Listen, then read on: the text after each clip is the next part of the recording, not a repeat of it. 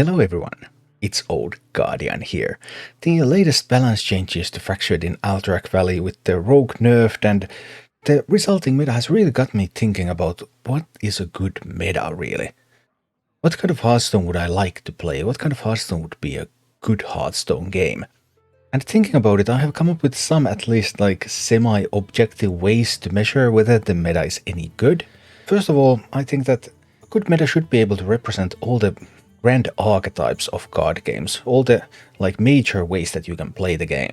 There are typically 4 major archetypes in a card game. There's like aggro decks, that's just this bam bam bam bam you're dead. Then there's these mid-range decks that are like flexible, jacks of all trades, masters of none, defending against aggro, being the beatdown, putting on the pressure against slower decks, the epitome of mid-range. Then there's control decks. Control decks are all about value, they're about responding to threats, running your opponent out of threats, or just responding to everything your opponent can do until then you start to outvalue them. Maybe you win through fatigue, maybe you win through exhaustion, maybe you win through value, but you win slowly by responding to everything that your opponent is able to do. And then there are combo decks, where you have this specific win condition consisting typically of multiple cards. You're trying to assemble that while you survive, and then unleash that on your opponent and win the game. So the 4 grand archetypes of card games. And having all of these represented would be very good, because that would give all sorts of players something that they like to play. However, it is also important that none of the archetypes dominate the others too much, so that we don't run into too much of a rock, paper, scissors meta.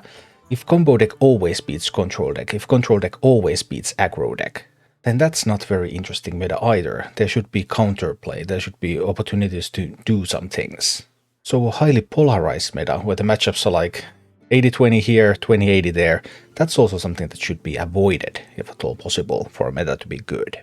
And then more specific to Hearthstone, there are 10 classes in Hearthstone, so obviously it would be great if all 10 classes were playable, so that people would be able to play their demon hunters and would be able to play their mages and shamans and warlocks. Because different Hearthstone players tend to enjoy different types of classes, so it would be great if all classes had some playable decks. So that's quite a big list of demands for a good meta. Having all archetypes presented, not being too rock, paper, scissors, having all classes represented, and can any Hearthstone meta even come close to this? Because much of the time we have not been able to play nearly all classes if you want to have 50% win rate or higher.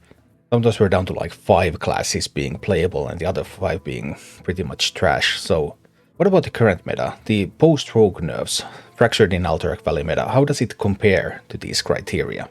And it turns out that this meta actually compares really favorably towards those criteria, because this is a snapshot of data from Aegis Replay, just from the meta archetypes and the archetype expected win rates from Diamond to Legend. This is obviously just one way to look at the data, and there's a lot of decks behind each archetype name, so it's not exactly like these are the playable decks, and Aggro Shadow Priest is the best deck. That's not how it works. Because let's say we have a whole bunch of different Burn Shaman lists, for example. If you have a lot of different Burn Shaman lists, then, well, some of those are doing better, some of those are doing worse. If we're trying to look at, hey, what is the best deck, then we're going to look, okay, hey, this Burn Shaman deck is doing really well, that one is not doing so well. But of course, for an archetype to be presented here as having above 50% win rate, that means that there has to be some decks on that archetype that have above 50% win rate, which means that that's 20 archetypes that seem to be playable in the current metagame. And that's a lot. In fact, I think this is the most playable archetypes I have ever seen in Hearthstone. So this is like the most varied meta ever in Hearthstone, and that's got to be a good thing, right? And in fact, this 20 isn't even all the playable decks in the game at the moment, because there are archetypes that were below 50% in Aegis Replay statistics, but that had individual decks, even with good sample sizes, that were above 50%, so there's more than 20 playable different decks in the game at the moment. And if you take a look at through the lens of what we just talked about, okay, what about the archetypes? Aggro, mid-range, control, combo. They are quite heavily on the aggro mid-range spectrum. Aggro Shadow Priest is an aggro deck, Libram Paladin is the archetypal mid-range deck, Beast Druid, Buff Paladin more mid-range decks, Face Hunter is an aggro deck. Then we have like Quest Hand Warlock is perhaps the most control-oriented deck here, but even Quest Hand Warlock is just sometimes blows you out of the game on like turn 5, does some very untypical things for a control deck. I would be a little hesitant to call it a control deck, and then there are some decks that are not in this list, but there are some playable versions of Vulnerable TK Shaman and Charge Warrior. These are sorts of control combo hybrids. They have the combo finisher, they will win the majority of their games with their combo finisher, and very rarely by just exhausting the opponent's resources. But they are slow at getting that combo finisher, and they do rely on playing the control playstyle a lot. Those are the most control-oriented decks we have in the game at the moment, so that sort of pure value-oriented control, that is missing. After the latest nerfs, we also don't have a ton of combo decks. There is the Owl TK Warlock here, then of course we have Quest Warlock, we have Mosaki Mage, there are some bubbling under combo decks as well, but combo is somewhat represented. And that's probably the best that we can hope for in a game like Hearthstone, because in Hearthstone interaction is limited, and the interaction is extremely valuable when you're facing against a combo deck.